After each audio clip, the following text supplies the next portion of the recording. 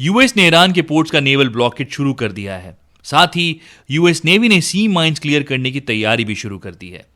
ये सिचुएशन तेजी से एस्केलेट हो रही है और ग्लोबल ऑयल सप्लाई को बड़ा खतरा पैदा कर रही है।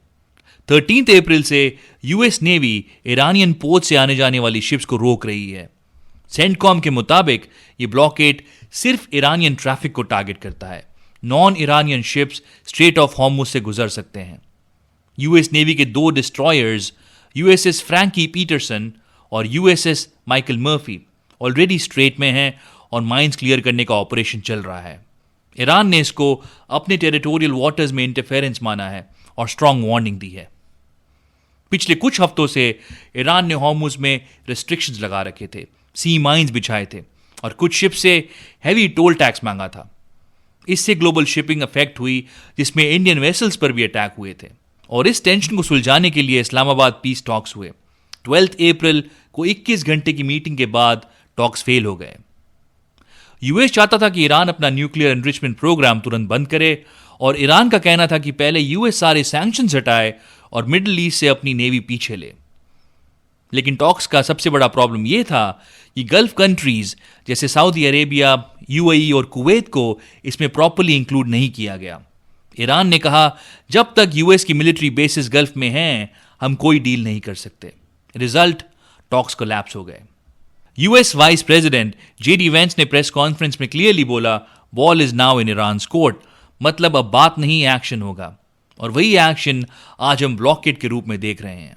Must have the enriched material out of Iran. We must have their conclusive commitment to not develop a nuclear weapon. And I think that if the Iranians are willing to meet us there, then this can be a very, very good deal for both countries. If they're not willing to meet us there, that's up to them. That's their decision. And really the ball is very much in their court. So you ask what happens next? I think the Iranians are going to determine what happens next as the President of the United States says, we have the cards. We have the military advantage. We now have additional economic pressure that we're applying on them through the blockade that we've imposed on their oil coming out of the Straits of Hormuz. Trump ने US navy को direct order दिया, Iran के ports को block कर दो। उनका कहना है कि ईरान दुनिया को ब्लैकमेल नहीं कर सकता।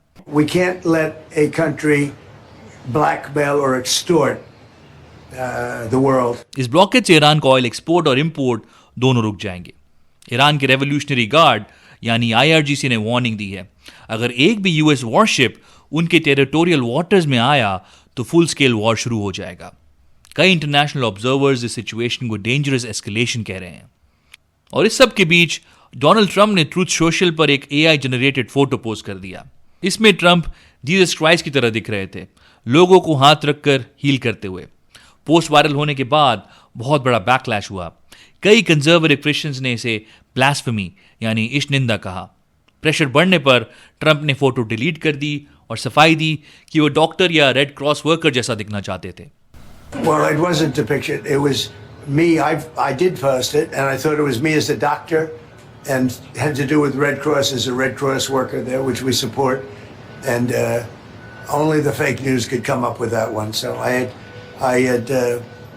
just heard about it, and I said, "How did they come up with that? It's supposed to be me as a doctor." साथ ही उन्होंने पोप लियो 14 जो एक अमेरिकन बॉर्न पोप हैं, उन्हें weak on crime and terrible for foreign policy बोला, क्योंकि pope ने Iran war पर यूएस की क्रिटिसिज्म की थी। अब सबसे जरूरी सवाल, इस वॉर का इंडिया पर क्या असर होगा? इंडिया अपनी 90% इंपोर्टेड एलपीजी हॉर्मुज से लाता है। पहले ही डोमेस्टिक एलपीजी सिलेंडर के दाम 900 से 1000 रुपये तक पहुंच चुके हैं। अगर ये ब्लॉकेज चला तो सप्लाई चेन पूरी तरह टूट जाएगी। क्रूड ऑयल के दाम 100 से $120 पर बैरल तक जा सकते हैं। पेट्रोकेमिकल्स, ट्रांसपोर्ट, फर्टिलाइजर्स सब महंगे हो जाएंगे। ओवरऑल इन्फ्लेशन बढ़ेगी और इकोनॉमी पर प्रेशर पड़ेगा। पीस टॉक्स का फेल होना इशारा करता है कि सिचुएशन डिप्लोमेटिकली सॉल्व होने के बजाय और बिगड़ने वाली है। हमें यानी इंडिया को एनर्जी इंडिपेंडेंस की तरफ और तेजी से बढ़ना होगा।